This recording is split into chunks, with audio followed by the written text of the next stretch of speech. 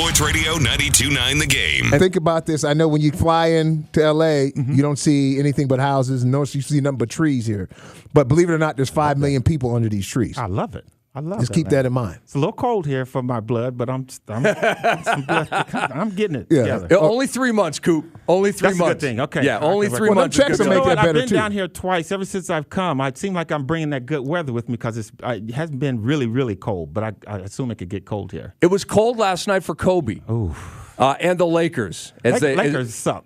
I'm going to just say that just straight out right now. Lakers are not a good basketball team, and that's we won't get into too much because we don't have that kind of time. No, we do. They're We not got a good team, but the Lakers have to make some better decisions, personnel off to the side. Oh, you mean get rid of Kobe is what you're saying? Oh, no. Can't get rid of Kobe. What do you mean you can't get rid of Black Kobe? Mamba, you can't get rid of the Mamba. No. It's not the black mom anymore. It's the black hole. He's holding that ball, palming that thing so much. Who else you want with it? Paul Gasol? I'm just saying. What's the guy with pretty eyes on the Lakers? The left-handed guy? light-skinned dude. Xavier Henry? Xavier, you want him? He's the last letter in the alphabet, X. I mean, you don't want him with the basketball. I'm that just guy saying. Shoot it. No, I want Kobe, the Mamba, with it. I know where.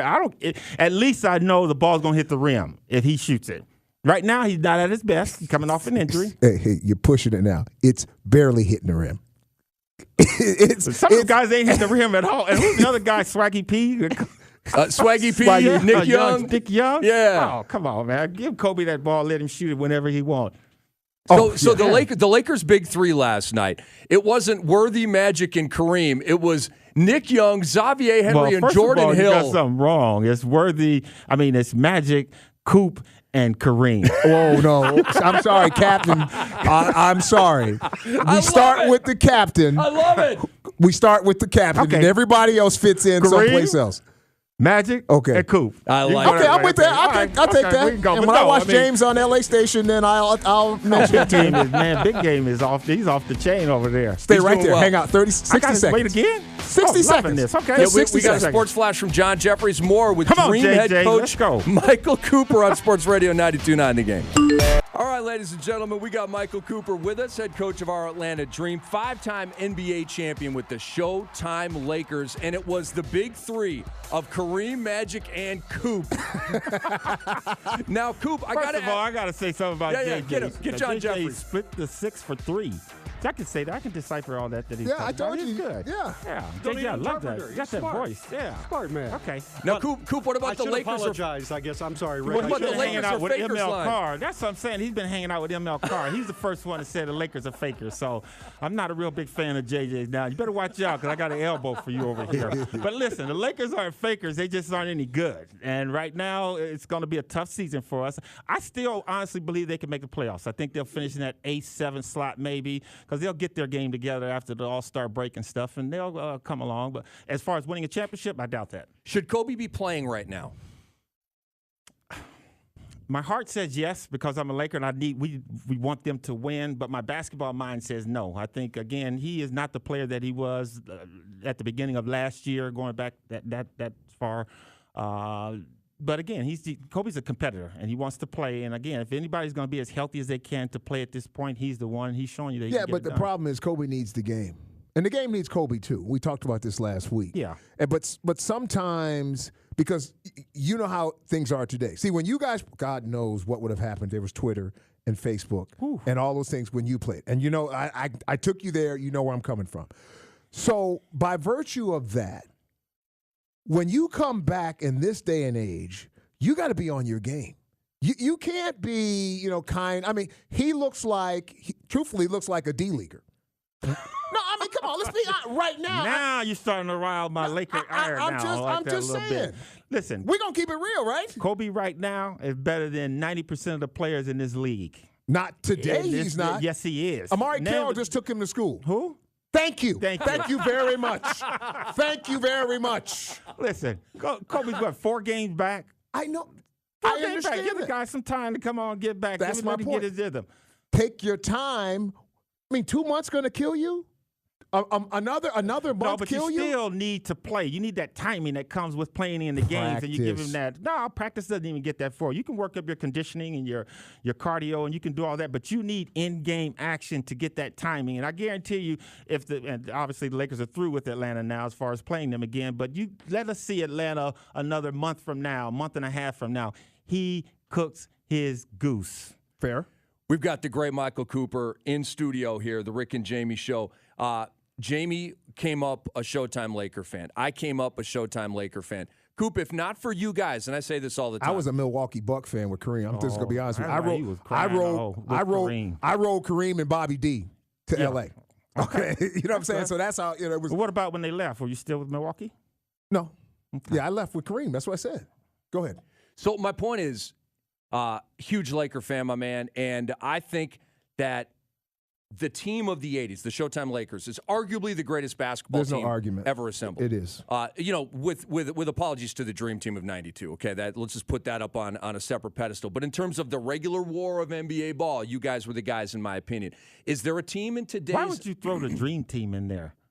Well, because I said the greatest team ever assembled, and a lot of people consider the '92 Dream Team the greatest team ever assembled. They scared all your international players. Give us Magic off that, and they can put anybody else as a replacement. And Isaiah Thomas, you put Isaiah on for Magic. I agree with you. We put Isaiah and give us Magic. We kill that Dream Team.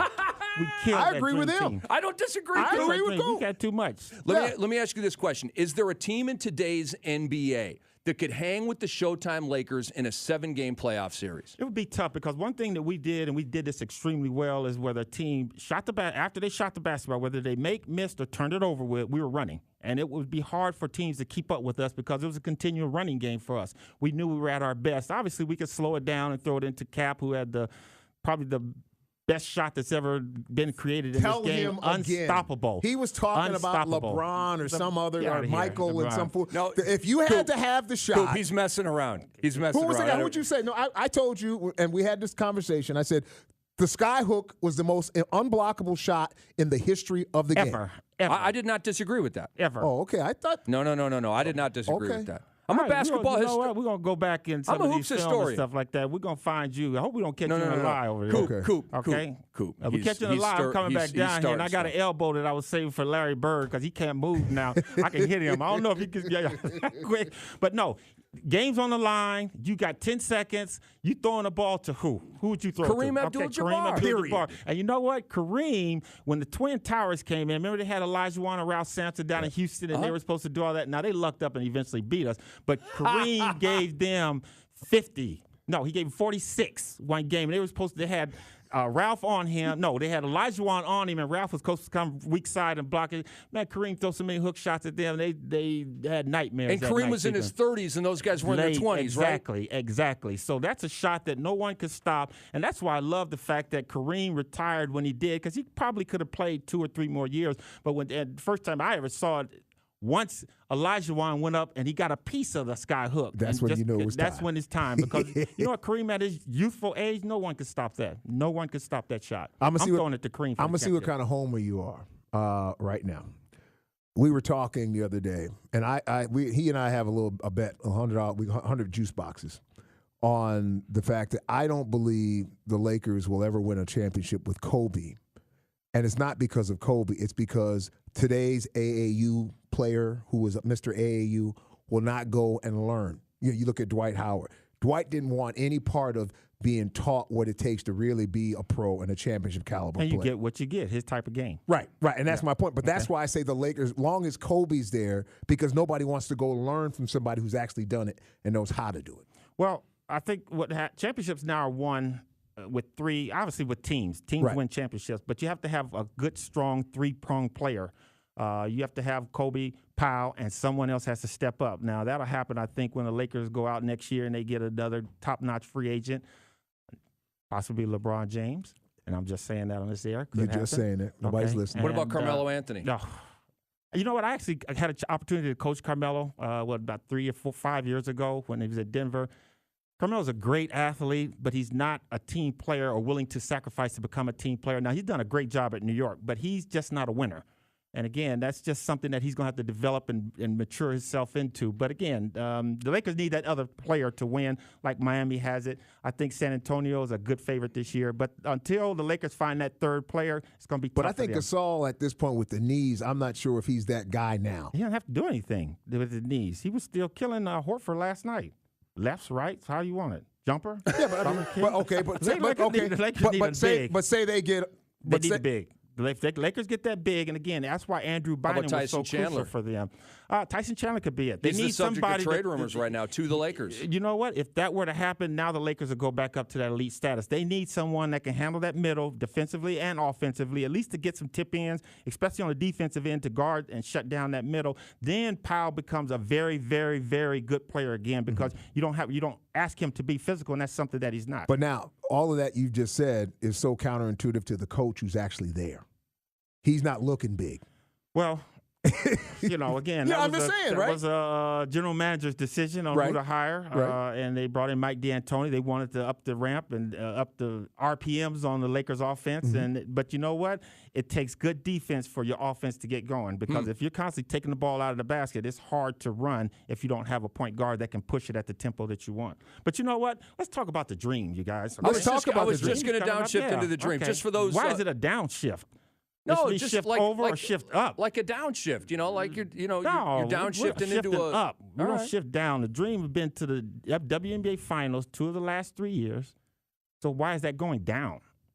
Why? You know what? The better question is, why is it going up with Michael Cooper? Coop, you're too worried about semantics, man. You're too worried about semantics. I care about all that. I pay attention to detail here. Right. And that's one thing that we're going to do. We're going to be a very good defensive team, and I think that's one thing that is causing them not to be able to get over the hump. They don't understand that in order to win a championship, you got to play defense. Now, you don't have to play defense for 40 minutes. That is what it is in the WNBA. But you got to be able to lock a team down for 2 or 3 minutes at a time to help you get that 10, 12-point lead. And that's what we're going to do. You were talking about up-tempo. And the other thing I would add to your conversation, answering the question about LeBron and them, you guys were too long. You were too big for And the Dream is too long, and we're too big for some teams. So we're going to get out and fly. We're going to get up and down. But are you going to exciting basketball? So we're going to run here? Oh, yeah. Running's part of the game. We got to put some points on the board. And with Angel McCoughtry, I mean, you got this young lady here, again, can put the ball in the basket, and she got a great supporting cast behind her. So we've got Michael Cooper, head coach of the Atlanta Dream, in our midst here, the Rick and Jamie Show. I want to ask you about Angel. She's a volatile player. She's exceptionally talented.